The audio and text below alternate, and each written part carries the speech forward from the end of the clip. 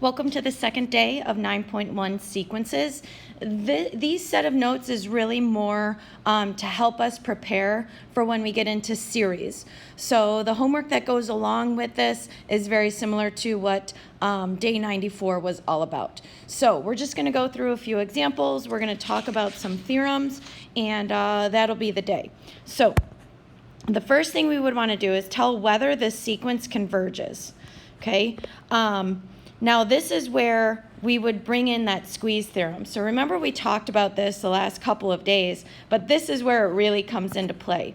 So what the squeeze theorem says for sequences is if the limit as n approaches infinity of one sequence equals L, and the limit as n approaches infinity of another sequence also equals L, then there exists an integer n such that there's a sequence that's kind of between that A and B, all right, such that that sequence as the limit of n approaches infinity of that sequence between A and B also reaches that same limit. So what we need to show is that this portion right here, all right, we would need to show that there's a sequence that falls between two other ones. And if we know the limit of the outside, we can go ahead and, by the squeeze theorem, determine what the limit is of that inside sequence. So, for instance, if we go back to this example over here, all right, and we're looking at the cosine squared of n over 3 to the n. All right, well, let's just think about cosine squared. Cosine squared is going to fall between 0 and 1, all right? So then cosine squared over 3 to the n is going to fall between 0 over 3 to the n and 1 over 3 to the n, okay? So then if we can take the limits of these outside sequences, so the limit as n approaches infinity of 0 over 3 to the n, we just get 0, and the limit as n approaches infinity of 1 over 3 to the n, we also get 0. So then by default, right, by the squeeze theorem, since both of those limits equal 0, we can go ahead and say that the limit as n approaches infinity of cosine squared of n over 3 to the n also equals 0. Therefore, it converges to 0. Okay, and that's how we would use the squeeze theorem. It's going to come more into play when we talk specifically comparing in series the next few sections, okay?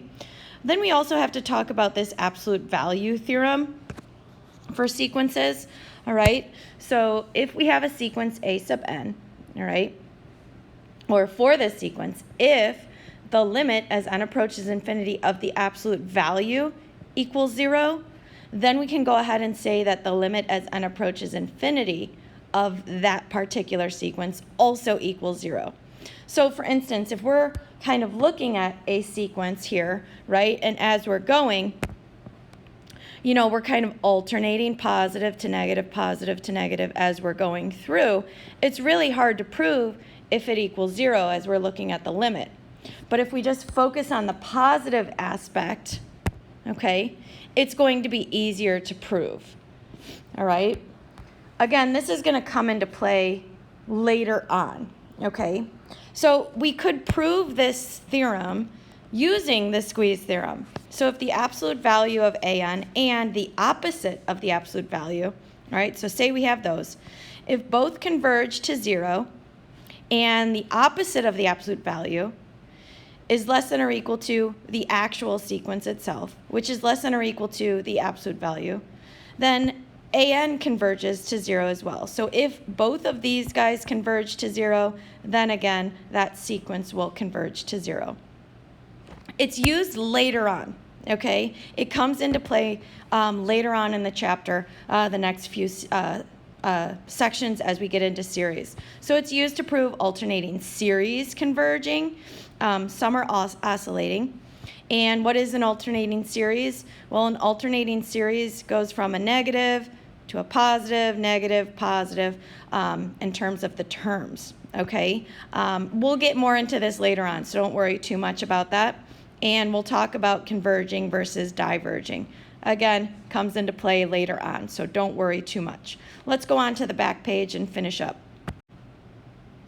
Okay, the next kind of important topic is talking about monotonic sequences, all right? Monotonic decreasing, monotonic increasing, that kind of thing. So what does monotonic mean? It means the terms don't decrease, or we could say they are non-decreasing, meaning the term prior is less than the next term, which is less than the next term, which is less than the next term, etc. Or they don't increase, meaning they're non-increasing, okay? Meaning the first term is bigger than the next, which is bigger than the next, which is bigger than the next, okay? So monotonic. Then we have to talk about bounded. So sequences can be bounded above, they can be bounded below, or they can be both, bounded above and below, or they could not be bounded at all right?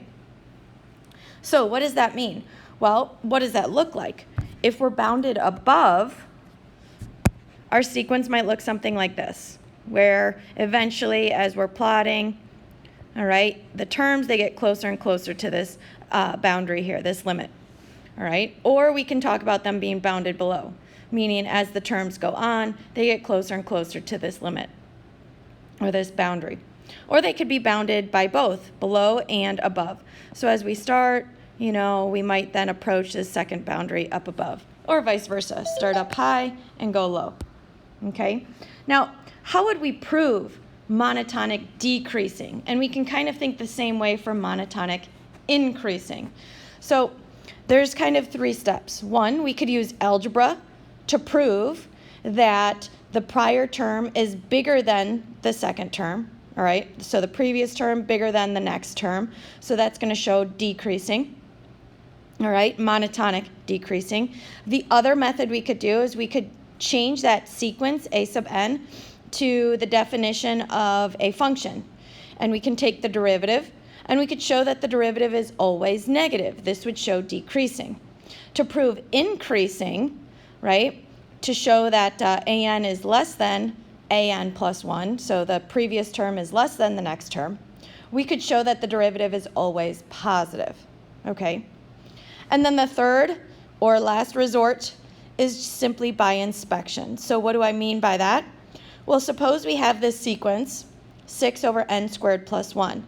If we just kind of write out the terms, a1 is 6 over 2, a2 is 6 over 5, A3 is 6 over 10, and we could keep going. So what we should notice is the numerator stays the same, but the denominator is increasing.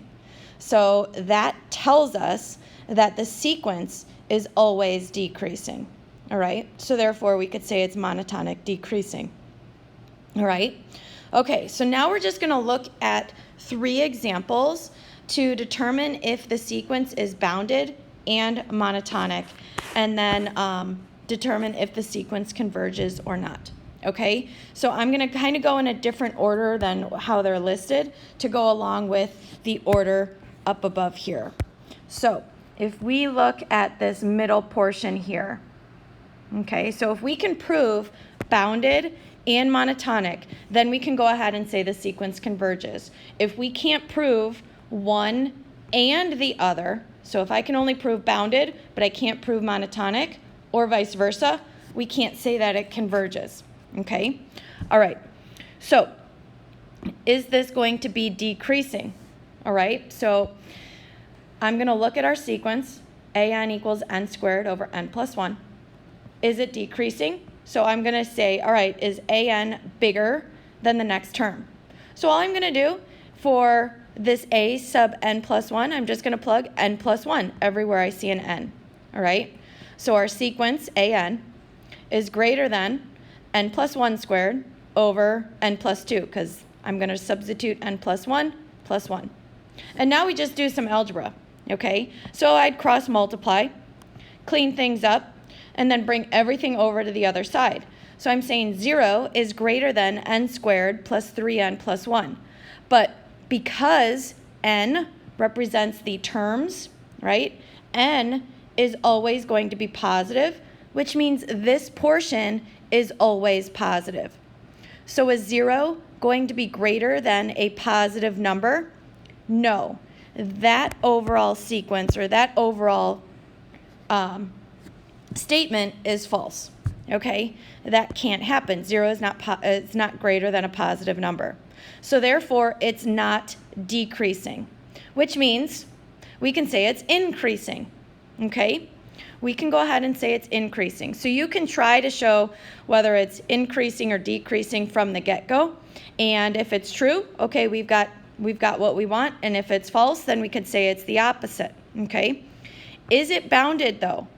Well, it's not going to be bounded if it's increasing, right? If it's increasing, yes, it's monotonic, but it's not going to be bounded. If we plot these points, we're going to see that it's going to continue to rise up, okay? So therefore, we can't conclude that it converges, all right? I'm not going to say it diverges. I'm simply going to say it does not converge right now, okay? All right.